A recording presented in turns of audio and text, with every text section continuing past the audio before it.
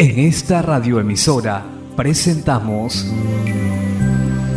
Llaves para vivir con éxito, a cargo del internacionalmente conocido maestro de la Biblia y escritor Derek Prince, quien comparte su experiencia personal y ministerio cristiano en Llaves para vivir con éxito. Bienvenidos.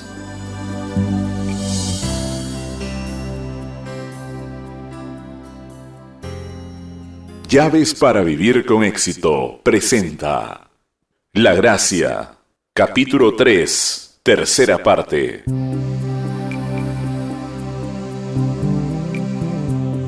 Me alegro de estar nuevamente con usted para seguir compartiendo nuestro tema especial de fin de año que se resume en una palabra hermosa y de significado incomparable: gracia. Expliqué en mi charla de ayer que una de las funciones principales de la gracia es la de enseñarnos. Eso es algo que muchos cristianos verdaderamente no comprenden. La ley nos enseña desde afuera, pero la gracia nos enseña desde adentro. Y que la enseñanza de la ley no funciona, no porque haya algo malo con la ley, pero porque hay algo en nosotros que es incapaz de responder a la ley. Hay un rebelde en nosotros que simplemente no obedece la ley. Pero cuando viene la gracia, lo primero que hace es empezar a trabajar con ese rebelde y a cambiar su naturaleza. Y mientras se cambia, la gracia nos enseña a vivir como verdaderos creyentes. Así que la gracia nos enseña desde adentro, una cosa que en realidad lo resume todo: nos enseña piedad. La gracia nos irá haciendo más piadosos mientras trabaja en nuestras vidas. Cualquiera que esté viviendo una vida suelta, descuidada e impía, no está viviendo en la gracia de Dios. Hoy voy a hablar del primer fruto de la gracia, que es además el más característico. La gracia produce en nuestras vidas ciertos resultados específicos y manifiestos mientras opera en nosotros y nos enseña. Hoy voy a hablar del primero de estos resultados. Es definitivamente el primer resultado concreto de la gracia. Ya apunté antes que cuando recibimos a Jesucristo en nuestras vidas, con él recibimos juntamente la gracia de Dios. En otras palabras, cada gracia que hay en Jesucristo empieza a manifestarse en nosotros. Por cada gracia en Jesús hay una gracia correspondiente que empieza a operar en nuestras vidas. Un área vital. El área principal que es afectada cuando la gracia empieza es el área de nuestros labios. Nuestro hablar cambia. Veamos una ilustración profética de Cristo en el Antiguo Testamento, en el Salmo 45, versículo 2. El salmista está viendo en el Espíritu de Dios la venida del Mesías y lo que Él hará, y le canta esta hermosa canción de alabanza. Eso es lo que dice: eres el más hermoso de los hijos de los hombres. La gracia se derramó en tus labios. Por tanto, Dios te ha bendecido para siempre. Nota el primer aspecto y el más hermoso del Mesías que el salmista ve por revelación. Él ve la gracia de Dios sobre esa hermosa persona. Y lo primero que le llama la atención son los labios de Jesús. La gracia se derramó en tus labios. ¿Se acuerda usted de alguna vez que un hombre fue enviado por los líderes religiosos para arrestar a Jesús? Él retornó sin Jesús y los líderes le preguntaron: ¿por qué no lo has traído? Y su respuesta fue: nadie antes había hablado como este hombre. Esa era la gracia derramada sobre sus labios. Después de eso el salmista dice: por tanto Dios te ha bendecido para siempre. Es importante notar ese por tanto. Jesús no fue bendecido porque era el hijo favorito. Él fue bendecido porque cumplió con los requisitos, y el primer requisito era la belleza de sus labios, la gracia de su habla, y por esa gracia sobre sus labios Dios lo bendijo para siempre. Con la correspondiente gracia sobre nuestros labios, nosotros calificamos para la misma bendición. Jesús no fue bendecido por favoritismos, fue bendecido porque calificó, y si nosotros calificamos, recibiremos también la misma bendición. Hay una conexión básica y fundamental entre dos frases siguientes: tener gracia y ser agradecido. Voy a citar Hebreos 12:28. Citaré este versículo de dos versiones diferentes. La primera es la versión antigua y la segunda es la revisión de 1960, y quiero que usted note una diferencia aparente y significativa.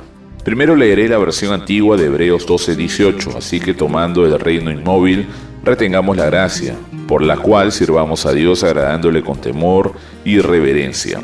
Note nuevamente que la gracia produce temor piadoso. No hay otra manera de verla, pero note la frase: retengamos la gracia por la cual sirvamos a Dios. Ahora leeré el mismo versículo de la revisión de 1960. Así que recibiendo nosotros un reino inconmovible, tengamos gratitud y mediante ella sirvamos a Dios agradándole con temor y reverencia. ¿Ve la diferencia? La versión antigua dice retengamos la gracia y la revisión de 1960 dice tengamos gratitud. Usted se está preguntando qué pasa con los traductores. ¿Por qué no se pusieron de acuerdo? Bueno, sí se pusieron de acuerdo, simplemente consideraron aspectos diferentes de la misma palabra. En el lenguaje griego de los tiempos de Pablo, el tener gracias significaba estar agradecido. Era la frase normal para decir gracias. Lo que trato de resaltar es que usted no puede tener gracias sin estar agradecido. Una persona desagradecida está fuera de la gracia de Dios. He estudiado algunos idiomas, empecé con el latín y luego el griego. Y también he aprendido algunos lenguajes modernos. Hay un grupo de idiomas llamados lenguas romances que se derivan del latín. En todos ellos las palabras de agradecimiento están verdaderamente relacionadas con la palabra gracia. Por ejemplo, en francés para decir gracias a Dios se dice grazie Dio. Gracias significa gracias. Si usted quiere decir gracias en italiano se dice grazie. En español es lo mismo. El punto que quiero enfatizar es que la palabra expresar agradecimiento es la misma para gracia. Volviendo al verso, Hebreos 12:28, la versión antigua lo traduce como lo haría yo. Literalmente retengamos la gracia. La revisión de 1960 y la mayoría de las versiones modernas dice tengamos gratitud. Es muy pero muy importante que usted sepa que no puede tener gracia sin tener gratitud. Esas palabras están unidas. Así que la primera manifestación de la gracia es la gratitud. Cuando no estamos verdaderamente agradecidos, estamos fuera de la gracia. Quiero continuar un poco más con ese tema de cómo afecta la gracia de Dios, nuestra habla. Leeré de Colosenses 3, los versículos 15 y 16. Y la paz de Dios gobierne en vuestros corazones, en la que asimismo fuisteis llamados en un solo cuerpo, y sed agradecidos. Note que ese es un mandamiento, sed agradecidos. El siguiente versículo dice, la palabra de Cristo mora en abundancia en vosotros, enseñándoos y exhortándoos unos a otros en toda sabiduría, cantando con gracia en vuestros corazones al Señor con salmos e himnos y cánticos espirituales. Note que dice cantando con gracia en vuestros corazones. Es la misma palabra para gracias. La verdad que allí salta es que si en verdad usted está en la gracia de Dios, usted estará agradecido. Es un resultado necesario de la gracia de Dios, no puede ser de otra manera. Apunté ayer que la gracia de Dios nos enseña. Hoy Pablo nos lleva un paso más adelante. Él nos dice que cuando estamos en la gracia de Dios podemos enseñar a otros. Él dice la palabra de Cristo mora en abundancia en vosotros, enseñándoos y exhortándoos unos a otros en toda sabiduría, cantando con gracia en vuestros corazones al Señor con salmos e himnos y cánticos espirituales. Una persona que está en la gracia de Dios es una persona agradecida, llena de alabanza, querrá cantar, dar expresión oral de lo que está en su corazón y tendrá algo que compartir con los demás creyentes. Será capaz de enseñar y exhortar a los demás creyentes sobre la gracia de Dios que está operando en su corazón y que se está expresando principalmente a través de la gratitud. Veamos otra declaración que hace Pablo en Colosenses. La gracia en nuestra palabra debe ser como la sal en nuestra comida. Colosenses 4:6 dice, sea vuestra palabra siempre con gracia, sazonada con sal, para que sepáis cómo debéis responder a cada uno. ¿Cuál es la función de la sal cuando la ponemos en nuestra comida? Es para hacerla sabrosa, es para hacerla atractiva y para acentuar los varios sabores de esa comida que queremos disfrutar. Y la gracia tiene la misma función en relación con nuestro hablar. Es como sal en nuestros labios.